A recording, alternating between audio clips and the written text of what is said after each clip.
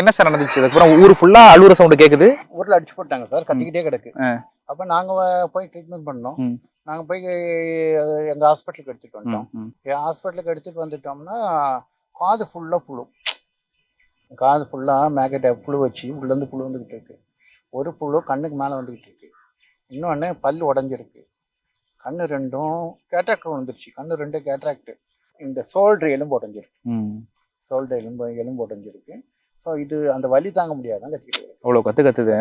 அப்ப நாங்க ஹாஸ்பிட்டலுக்கு தூக்கிட்டு வந்தா நரம்பு கிடைக்க மாட்டேங்குது போட. எல்லாரும் என்ன பண்ணுவோம்னா காலில் தான் போடுவோம்.